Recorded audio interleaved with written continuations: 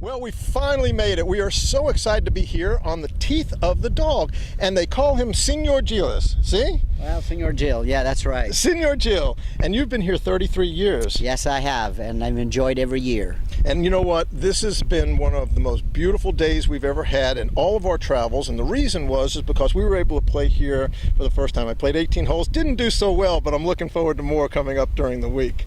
Well, you can play a lot more, and you're going to enjoy, even if you don't play so good. It's not a bad place to not play well. It's a great place to not play so well. Why don't you tell everybody a little bit about the courses and what you've got to offer here? Well, Casa De Campo, basically, we have three distinct, very different golf courses.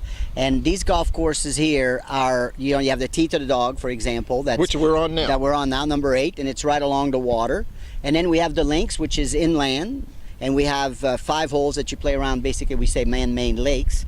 And also what we have is Die 4, which is at Altos de Chavon, and you're playing about 300 feet above the river and the mountains, and you see the marina, and it is pretty cool. We're looking forward to doing that, I think, on Tuesday. We're here for the week, so we're going to be playing all the courses, so we're excited about that. Today I played the Links, and it was quite a challenging course, but I'm looking to be out here more on the water. Now, one of the reasons I told you we came here is because we were reading in Golf Magazine that this is one of the top 50 rated courses in the entire world, and I think it's really higher when they talk specifically about holes, and this some of your signature holes here. Why don't you share with everybody a little bit about what makes them so special?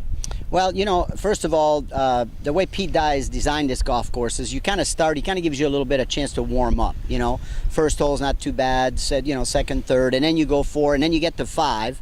So you're playing 5, a little par 3, about 100, and, from the back tee's about 170, but the average player will play at about 135. And basically, it's like you're trying to hit a golf ball to a beach towel, except the beach towel is green. Oh, yeah. And there's water all the way around it. And then you get to 6, which is a pretty good par 4. And again, 7 is a great par 3, 235 yards from the back. So it's par 3. Par 3. Oh, and then yeah. we're standing on number 8, which is about as pretty as it gets right here. You're hitting a second shot that is not extremely long, but it have to be extremely, accurate. Then you go back on 10, and we let you kind of warm up again a little bit. And then we get to, we have 13, which is another par 3 that's fantastic with sand all the way around, little island of with sand. I know I'll end up in there for sure. Yeah, probably, but you're not the only one that's been there. And I was actually in there today. Okay. And then you play 15, which you start a short par 4, but probably one of the best short par 4 in the world. And then 16 again on the water, which is, one of those incredible par 3.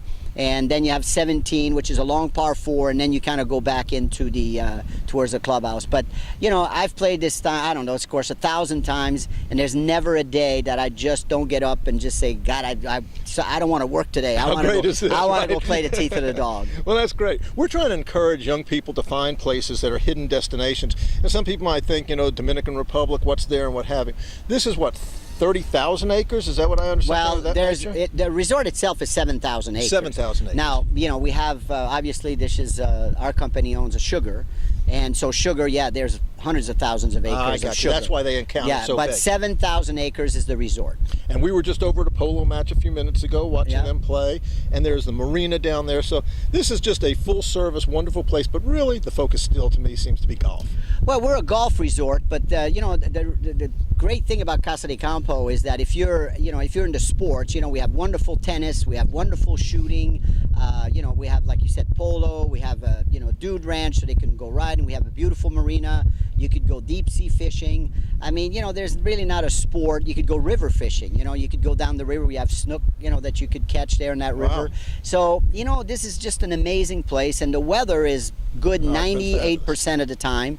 We have a few days here and there that we'll get a little rain. But like today, it rained last night. It rains during the night a lot of time, and then you get up in the day, and in the morning it's a little cloudy, and by about 8:39 it's perfect. Yeah. So we are very, very fortunate. Well, we have found it so far. We've only been here one day. We have found it to be a fabulous welcome, if you will, and we're looking forward to the rest of it. We appreciate your hospitality, and I know that the people that are going to be watching this are going to be interested in finding out how they can hit out of the sand traps, because I didn't do so well with that. Or out of the water, there's no going back, correct? Well, the water, you get some snorkeling equipment, but out of the sand here, the sand's a little different, so you got to make sure that you don't use as much bounce on your sand wedge. So like I told you, you're not going to close it down a little bit and maybe hit about an inch behind versus 3 inches behind, and then you'll come out. Don't swing as hard, it comes out, and you know what? You shouldn't be in that bunker anyway. You could always use a putter. You could always putt it out.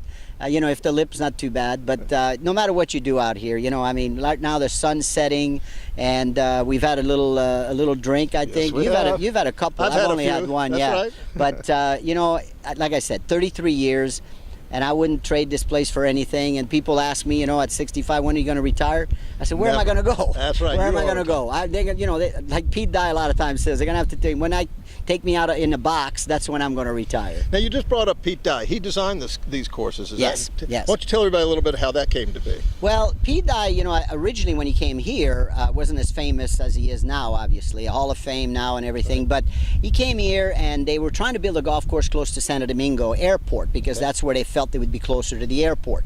So he asked if there was other land or stuff, and they brought him here because there was a sugar mill, and then they drove him around here, and he picked this land. And basically what he says, that, you know, God built 7 holes, and, you know, you build the other ones, because those, you know, the way they're shaped around, you know, like number 5, basically, if you're a slicer, 5, 6, 7, and 8 is really good.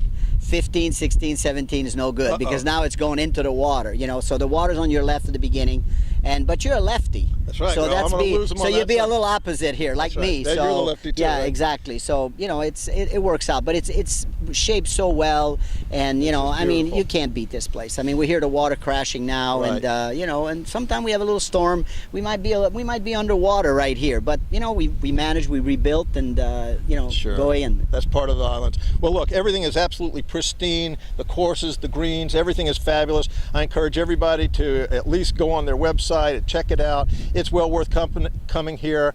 And absolutely, Gilles, thank you so much for your hospitality, and I look forward to seeing you during the rest of our trip. Well, you know, anybody that wants to come this way here, you know, I have a little office.